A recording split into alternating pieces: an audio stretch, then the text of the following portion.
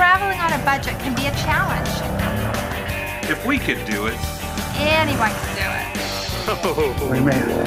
Welcome to American Travelers. I'm Carrie. I'm Dave. We travel the world looking for fun and new adventures. Making friends along the way. We are the cast and the crew and do all the filming ourselves, just the two of us. Sometimes it's a real challenge, but we love it. We've got a bunch of great stops to show you. Our purpose is to show awesome destinations and share our new adventures. We'll give some tips on how to budget your trip, along with some history and culture of each destination. So come join us on American Travelers. My name is Cynthia. I work here for the Nevis Historical Conservation Society at the Hamilton Museum. This museum is on the site of where Alexander Hamilton was born in 1757. Well, Alexander Hamilton actually left us quite early. He left us at the age of 9. He immigrated to St. Croix, and from there he went over to the States, where he eventually became the Secretary to the Treasury. The first settlers were what kind of people? Indians, and they originated out of Venezuela. And then we had the Arawaks, and they actually came down the ocean from America. Christopher Columbus actually never set foot on Nevis. He saw Nevis from the ocean and saw the mountains with the clouds on it and thought it was a snow-capped mountain, and they named it actually Our Ladies of the Snow. And snow in Spanish, of course, is nieve, so that's where Nevis actually came from. They used to use this for the body painting. So when you see the old pictures of the Indians with the painted bodies, like this one, they actually used that and stamped the bodies with it. So once we leave the Indians, which of course a lot of them was wiped out when the Europeans came on the island from diseases, or they moved on to larger islands and left the smaller islands. We then have the Europeans. That's here? Yeah. Here, let me just get a couple pictures of that. And then of course once sugar was introduced by the Dutch, it was found that they needed people to actually produce the sugar. So this is where the Africans actually came in. These were actually found here on the island, and these are the hand shackles and the neck shackle. From slaves? From the slaves, yeah.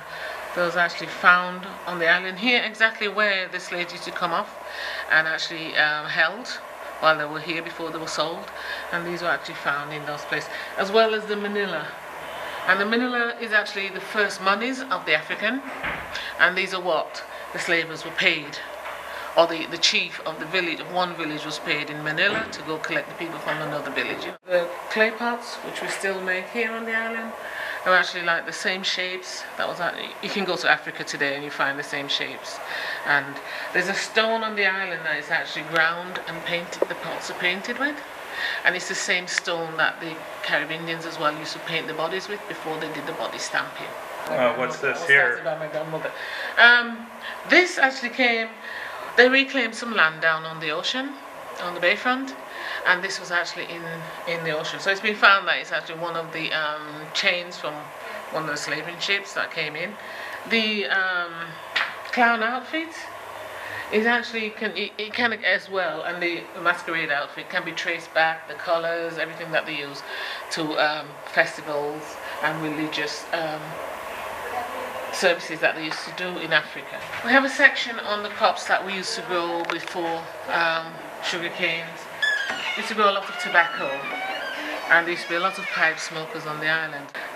This is the Sea Island cotton that is grown here. It was grown for quite a long time before sugar cane, then it stopped. But it's actually a really high quality cotton, and they've reintroduced it back to the island. This material is not the material so much as the colour, and that's what the indigo dye, this colour, this blue, that's what that one's done. This is all national dress, and the national dress used to be made up of what the enslaved people could find to make a dress out of, really. This represents the bags. We used to get the cornmeal imported onto the island and the flour into these bags. So they used to bleach those bags and make them soft. We used to get the crocus, or the burlap. That was what the sugar was sewn into once it was crystallized.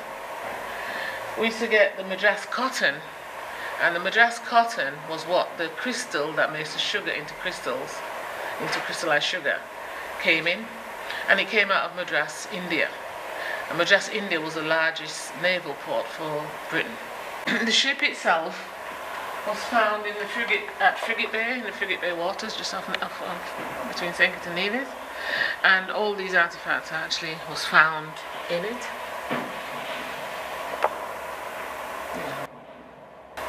And the chain and everything, it's actually a copper chain. It's very, very heavy. That's very... This is all copper. Yeah.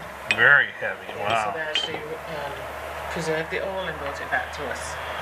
This section here we've done on producing of the sugar and all the little bits that they use for producing the sugar. We actually like the skimmer, or and it used to skim off all the impurities off the top of the sugar as it was boiling. You had the ladle, which you still have to ladle it from one copper to the other. This is your copper. The whole process of producing from sugar juice to sugar crystals was five coppers. This is called the bill, and it's actually what was used for cutting the sugar cane. So you actually chop the sugar cane and then you use this to put it into the piles. It said that if you spent more than 3 weeks in the boiling house, it didn't come out because it was so hot and it's so laborious. You have lots of weight. Now, it may look like not an important job, but it's one of the most important jobs in the sugar boiling house, because you had to be able to read, and you had to be able to read English, to know the temperature of the sugar, to transfer it from one copper to the other. Nelson actually came down because of the Navigation Act here in Nevis to stop the sugar from going over to America rather than going to England.